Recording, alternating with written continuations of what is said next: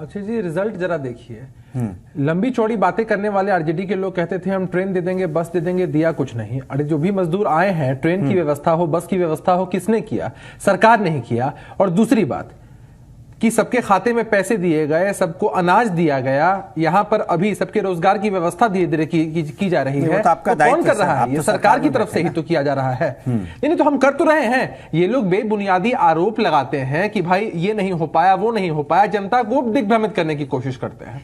लेकिन जो भी कार्य हो रहे हैं, किसके द्वारा हो रहे हैं? सरकार के ही द्वारा ना। आपको याद होगा कि कोरोना काल में तेजस्वी यादव जी गायब थे ही नहीं यहां पर, और जब आए भी तो बड़े बड़े वादे किए, हमारी पार्टी इतनी ट्रेन देगी, इतने बसें देंगी। आज भी जनता खोज रही होगी, पूछ रही होगी कि भैया जब आप ट्रेन और उसका बस का वादा करते हैं तब तो आप कुछ देते नहीं हैं। और दूसरी बात आपने कही कोरोना के बारे में। कोरोना में आप देखिए कि आज बिहार में रिकवरी रेट कहां है? इतने कम एक्टिव केसेस हैं बिहार में। इतनी जांच हुई, विपक्ष के लोग सवाल उठाते थे कि जांच नहीं होती है एक दिन में, लेकिन आप देखिए जरा कि बिहार ने तो रिकॉर्ड कायम कर दिया ना। एक दिन में 1,90,000 से लेकर 2-2 लाख तक टेस्ट हुए, और उसी का ना परिणाम है लेकिन कि इतना ज्यादा व्यापक लेवल पे टेस्ट हुआ कि लोग आइडेंटिफाई हुए। और नहीं भाई, हमने कोरोना में परफॉर्मेंस दिया है, तब तो बिहार का रिकवरी रेट पूरे देश में सबसे ज्यादा है। अरे भाई, हम आप रिजल्ट को देखिए ना। उस वक्त लोग हल्ला हंगामा कर रहे थे, तुरंत इंफ्रास्ट्रक्चर जब है नहीं, आपका रिजल्ट क्या, वो तो लोगों की इम्यूनिटी हो गई ना, वो तो लोग इम्यून है, वो जल्दी रिकवर कर रहे हैं। इसका क्रेडिट तो उससे मत इतने सारे लोग अस्पताल में नहीं वाह, मतलब ऐसे कैसे कह सकते हैं आप? जो मैं इसलिए कह सकता हूं ना कि आंकड़े तो ये कह रहे हैं ना कि महज 218 कोविड आईसीयू सेंटर है। अब ये तो कहीं पे भी आंकड़ा नहीं होता है ना। 12 करोड़ से ऊपर की पॉपुलेशन में 218 आईसीयू कोविड सेंटर, ये कितना कम आंकड़ा है आप जानते हैं। तो फिर कैसे आप फैसिलिटीज दे पा रहे होंगे? देखिए सुनिए, उसके लिए अलग अस्पताल, जो प्राइवेट हॉस्पिटल्स थे उनको एक साथ इनकॉर्पोरेट किया गया। अगर आप नॉर्मली ऐसे देखेंगे तो पहले शुरुआत में प्राइवेट हॉस्पिटल से इलाज नहीं कर पा रहे थे, लेकिन सरकार के प्रयासों का नतीजा था कि प्राइवेट हॉस्पिटल से आ गया है, और उसके बाद इलाज 262 है। जबकि आप महाराष्ट्र की आबादी करें, वो भी 12 करोड़ से ज्यादा है, वहां वेंटिलेटर 2,848 है। अगर बिहार की बात करते हैं, आंध्र प्रदेश, तमिलनाडु, असम, दिल्ली, गुजरात, मध्य प्रदेश, राजस्थान, उत्तराखंड, बहुत लंबी लिस्ट है, उन सबसे पीछे है। तो ये तो आपको मानना पड़ेगा ना कि हाँ, बीमार है स्वास्थ्य के मामले में। ये तो नहीं, ऑब्वियसली देखिए, मैं क्या कह रहा हूं आपको कि ये इत्तेफाक की बात है कि हमारे यहाँ क्रिटिकल पेशेंट्स की संख्या कम थी। ये इत्तेफाक की बात है, लेकिन बिहार सरकार अपनी तरफ से और केंद्र की सरकार जो मदद पहुंचा सकती थी, इतनी विपरीत परिस्थितियों में तेजी से हुआ। आपने देखा कि 2 कोविड के डेडिकेटेड हॉस्पिटल बने यहाँ पर, एक बिहटा में बना, एक मुजफ्फरपुर में बना। कितने कम समय में वो तैयार हुआ। नहीं, दुख की जैसी कोई बात नहीं है। आपने देखा कि लाख दावे कर ले विपक्ष, लेकिन जो भी कार्य किया गया वो सरकार के द्वारा ही किया गया।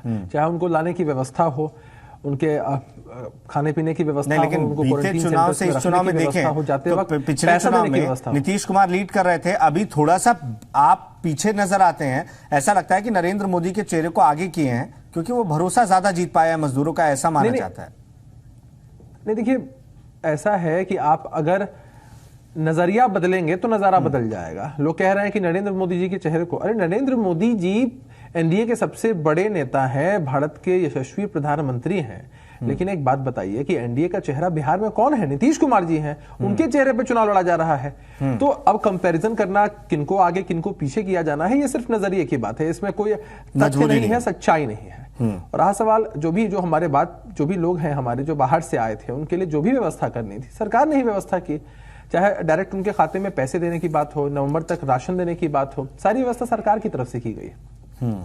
हमने कैटेगराइज किया बहुत सारे लोगों को, जो भी जिस हिसाब से, अगर आप मुझे समय देंगे तो आंकड़े भी है मेरे पास, मैं बता पाऊंगा आपको कि कितने लोगों को हमने चिन्हित किया जो कि स्पेशलाइज थे, स्किल्ड थे किसी एक सेक्टर में, और उसमें से कितने 2 लाख से ज्यादा लोगों को तो सिर्फ मनरेगा के तहत मजदूरी का रोजगार मिला है। और 90 श्रेणियों में बांटा गया है। लगभग 15,1551 जो हमारे थे भाई बाहर से आए थे, उनको हमने अलग अलग श्रेणी में कैटेगराइज किया है। उनके रोजगार की व्यवस्था की जा रही है, बहुत सारे लोगों को मिल भी चुका है रोजगार। तो किसी के हल्ला करने से कुछ नहीं होने वाला है। वो लोग भी समझते हैं कि पहले बिहार की स्थिति क्या थी, नीतीश कुमार जी के नेतृत्व में स्थिति क्या रही है, नीतीश जी ने कितना काम किया है और आगे कितना करना चाहा। आपने ठीक कहा, मैंने कल भी वही बात दोहराई थी कि पेपर वर्क, होमवर्क नहीं करते हैं ये लोग। और दूसरी बात कि 2,11,000 करोड़ वर्तमान बजट है। मुझे बोलने दीजिए। जब 2005 में लालू जी ने सत्ता छोड़ी थी, 24,000 करोड़ बजट था, और बजट इतना व्यापक पैमाने पर बढ़ा है, 2,11,000 करोड़ आया है। आप नौकरियों की बात करते हैं, आपने 95,000 दिया, हमने 6 लाख ज्यादा दिया। और दूसरी बात पता है अक्षय विनोद जी, तेजस्वी यादव जी ने कैसा हास्यास्पद बयान दिया है। उन्होंने क्या कहा है कि अगर युवाओं को रोजगार देने की जरूरत पड़ी और पैसे कम होते रहे तो मुख्यमंत्री, मंत्री, विधायक, विधान पार्षद सबकी सैलरी कट डाउन होगी और युवाओं को रोजगार मिलेगा। मैं एक डाटा आपके सामने प्रस्तुत करता हूं कि अगर सब लोग अपनी पूरी की पूरी सैलरी दे दे कि 10 लाख युवाओं को रोजगार देना है तो सबके हिस्से में हर महीने 47 पैसे आएंगे, 47 पैसे आएंगे। सोचिए कि कितना हास्यास्पद और बचकाना बयान है। जो अपने आप को मुख्यमंत्री पद का दावेदार मानते हैं उनको यह भी समझ नहीं है कि हम क्या बोल रहे हैं। अरे भाई, कितने विधायक और विधान पार्षदों का आप सैलरी काट के कितने युवाओं को आप नौकरी दे सकते हैं। हाँ, आपके पास इतनी बड़े पैमाने पर जो संपत्ति है वो बेचकर आप युवाओं को कुछ दे तो वो बात अलग है, लेकिन सिंपल सी बात है कि आपके पास कोई रोड मैप नहीं है। जब भी आपसे पूछा जाता है तो इस तरह की बरगलाने वाली बात आप करते हैं। नहीं, देखिए अक्षय जी, मामला ये है कि आपने देखा है कई बार इस तरह की घटनाएं प्रायोजित तरीके से कराई जा रही है नीतीश जी की सभा में। और देखिए कि लोकतंत्र में कोई लड़का हो, अभिव्यक्ति की आजादी हर किसी को है, आप लोकतांत्रिक तरीके से किसी का विरोध और समर्थन कर सकते हैं, लेकिन कोई लड़का अगर प्याज फेंकता है तो कांग्रेस के साथी, आरजेडी के साथी कभी नहीं कहते हैं कि यह गलत है, उल्टा बढ़ावा देते हैं, कहते हैं कि भाई लोग तरस है तो क्या करेंगे, इस तरह से करेंगे, मतलब खुले मन से। अरे आपको इस बात को सबसे पहले इस बात का खंडन करना चाहिए कि भाई कहीं भी अगर यह घटना घटी है तो उचित नहीं है, यह लोकतांत्रिक तरीका नहीं है, तर्कसंगत तरीका नहीं है। तो ये लोग क्या करते हैं कि उस चीज को हवा देने लगते हैं। लोकतंत्र में इस तरह की चीजों का स्थान नहीं है। कभी ये लोग इन बातों का विरोध नहीं करते हैं, उल्टा खुले मन से हो, टीवी के माध्यम से हो या अकेले में हो, हर बार इस चीज को ये लोग प्रमोट ही करते हैं। नीतीश जी ने क्या किया, उन्होंने लोकतांत्रिक तरीके से उसको एक्सेप्ट किया कि भाई फेंकना चाहते हो और फेंको, फेंकने से क्या होगा, रोजगार की व्यवस्था तो सरकार ही करेगी, जब सरकार में आएगी तो। इससे मानसिकता झलकती है लोगों की। आप देखिए कितने मिलेंगे। नहीं, ऑब्वियसली ना भाई, रोजगार कौन देंगे, रोजगार हमने दिया है तो हम ही देंगे रोजगार, और चुनाव में जनता का आशीर्वाद नीतीश कुमार जी के साथ ही है। देखिए, आप ये समझिए अक्षय जी, नेशनल टेलीविजन के माध्यम से भी या इनके नेताओं के भाषण से भी साफ झलकता है कि ऐसे भाड़े के टट्टू, ऐसे प्रायोजित लोग पैसा खिलाकर, पैसा देकर जबरदस्ती भेजा जाता है ताकि अभिषेक, ये आरोप तो जेडीयू भी झेल सकती है ना, जेडीयू भी लगा सकती है, क्योंकि तेजस्वी के ऊपर चप्पल भी फेंकने वाला कोई शख्स है। मैं आपके माध्यम से कहना चाह रहा हूँ, मैं आपके माध्यम से कहना चाह रहा हूँ, कभी ये लोग खंडन नहीं करते हैं। इन बातों का खंडन करना चाहिए। लोकतंत्र में ऐसी घटनाओं का कोई स्थान नहीं है। बिल्कुल, इस पर खंडन करना चाहिए।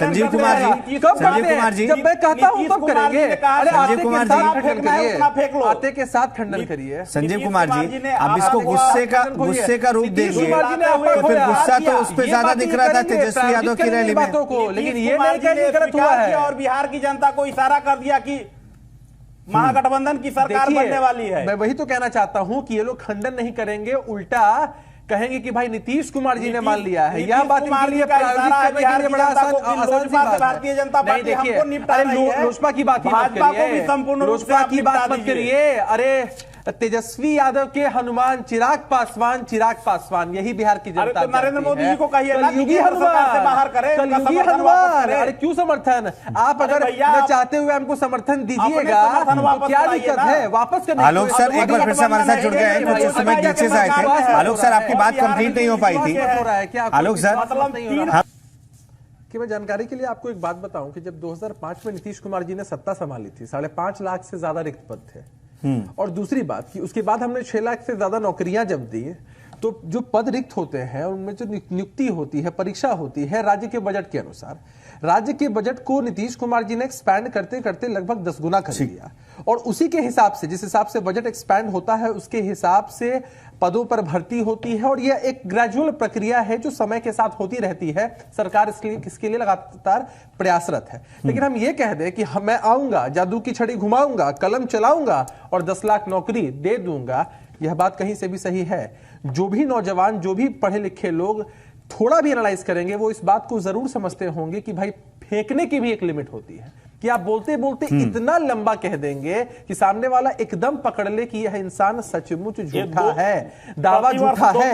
तो हमने क्या बताया आपको, ये जो लोग हैं जो हमें भी रिक्तियों की बात करते हैं, जब इन्होंने बिहार में छोड़ा था नौकरी देने का, सुनने की क्षमता रखिए। संजीव जी, सुनने की देखिए सर, वक्त नहीं है। मैं अभिषेक झा जी